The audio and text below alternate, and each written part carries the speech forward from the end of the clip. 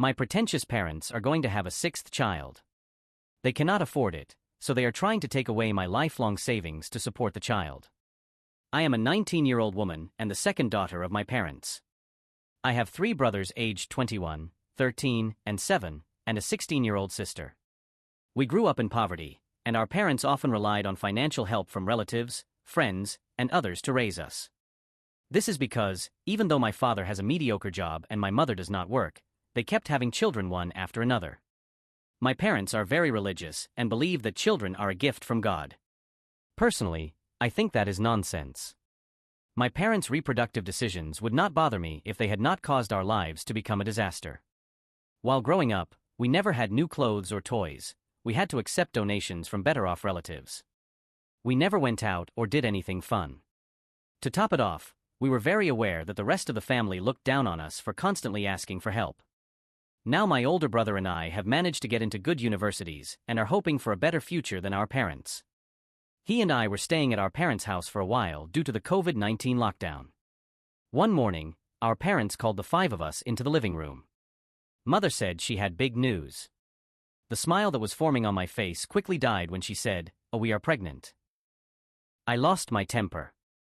I asked them how they could be so stupid and irresponsible. Do they not have enough financial problems already to bring in another mouth to feed? My older brother tried to calm me down, but I was furious. After a life of scarcity due to my parents' stupidity, they had not learned their lesson. I asked how they planned to support the child. My father told me I would have to give up the money our great-uncle left us. He left some money to the 5 of us, which we could only access when we turned 18. I said no way. That money would help pay for my college expenses. He called me selfish for not being there for the family. I told them if they could not support the child, they should abort it. My mother started crying and called me a heartless monster. Father told me he was disgusted with me. I told them there was no way I would pay for their stupidity, and the only thing I would be willing to pay for was an abortion. What really worried me was that my siblings' lives would get even worse. My older brother and I have escaped our parents' clutches, but the others, especially my younger sister, will be forced to help care for this baby. No teenager deserves to have their adolescence ruined by diapers and a crying baby.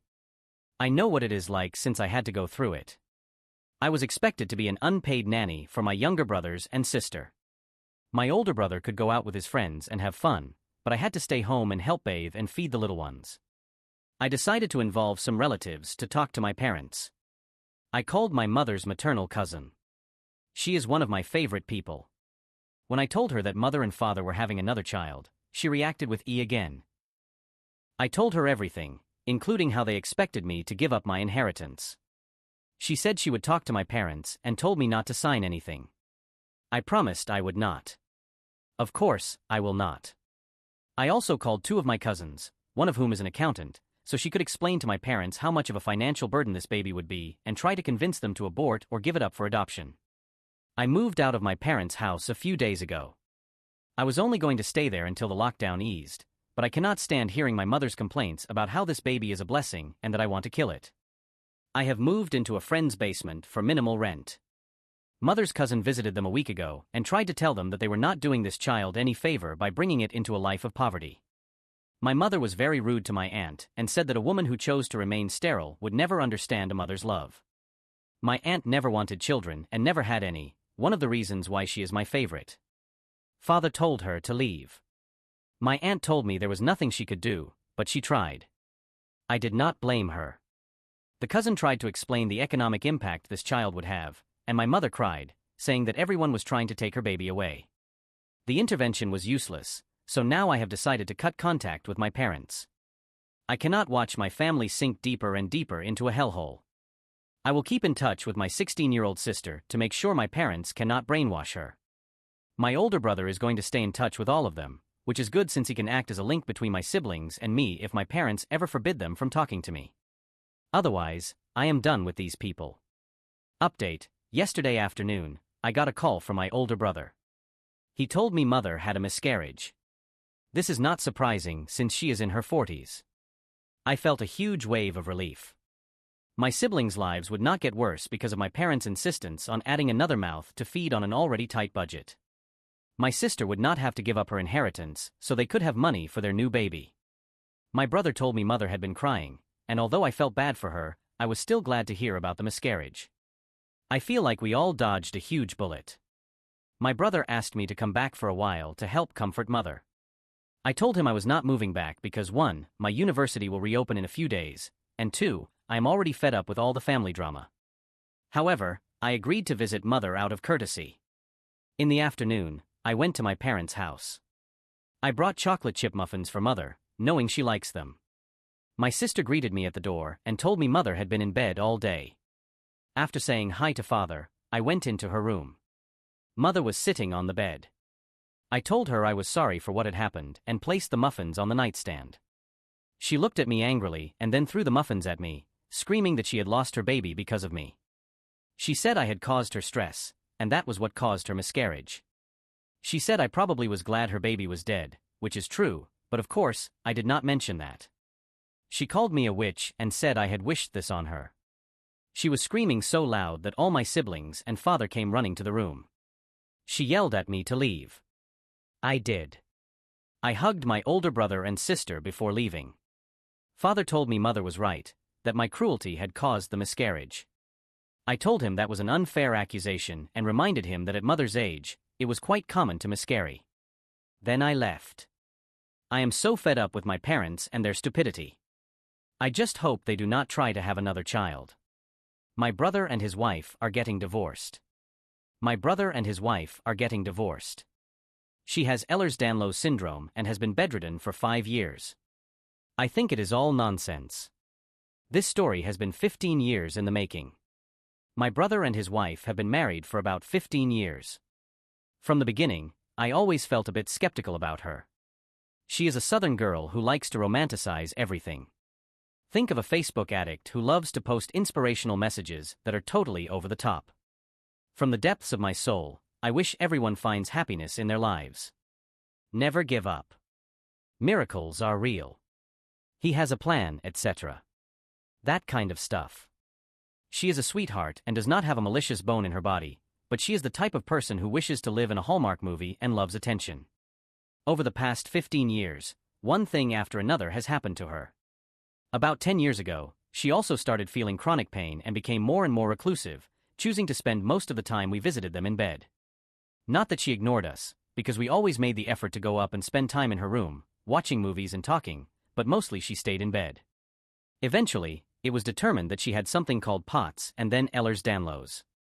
Both diagnoses were practically self-diagnosed and then confirmed by doctors. Since then, both diseases have completely taken over her life. She started using a wheelchair. Her body has basically deteriorated. She has no muscles in her legs, with a much larger upper body due to eating terribly.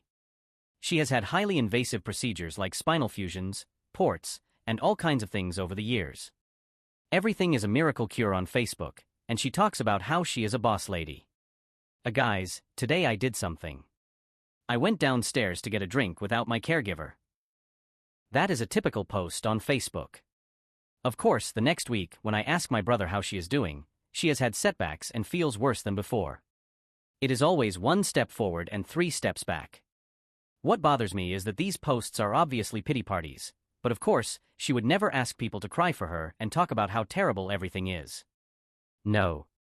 That is not what the protagonist does in a Hallmark movie. They have stiff upper lips, are brave, never complain, and live life to the fullest, despite how terrible everything is. So she posts a photo in her wheelchair or with a neck brace, and says things like, guys, today I had the best day of my life. I sat normally. When I sit, I get dizzy and faint, but today, thanks to my 3 physical therapists, I could sit. These are the little things people sometimes take for granted, but I had to share it. EDS cannot stop me. Boss lady, not today. Then she gets a million likes and comments saying how proud they are of her and how she is an inspiration. We are all supposed to be so excited and thrilled, but all it really is a reminder that she is basically bedridden and should be pitted and showered with attention. Fortunately, she has not tried to become an influencer, and honestly, I do not think she has financial incentives. Deep down, she simply craves attention, pity, and the status of being an inspiring model for others and being the protagonist of her own Hallmark movie, and I cannot stand it. I think it is all nonsense. I am sure she feels pain, but that is what happens when your body deteriorates from doing nothing for 10 years. She tries to solve all her problems with pills and procedures, but does not do anything in terms of working hard on rehabilitating her body. I know Ehlers-Danlos syndrome is a real thing, but I have also read how common it is to fake it. Certain types can be genetically tested. Of course, hers has not been. Throughout all of this, my brother has been a saint. He has never complained. Fortunately, he owns a business that does well enough that nothing has led to financial problems, but it easily could have since nothing is covered by insurance. He is a very active and outgoing person, so it kills me to see him spend his entire young life basically being her caregiver. In the last year, however, he has reached a breaking point. He had a short affair, realized that life was slipping away from him, and told her immediately. She forgave him and basically says things like, "You can win me back. Let us renew our vows. Buy me another ring." The whole mess you would see in a movie. Of course, he knows deep down that he does not want to win her back and has let the relationship die over the last 9 months. He wants to take care of her financially, but wants out. He needs a life. Well, this past weekend, she finally sent a message saying they are done and that the separation is moving forward.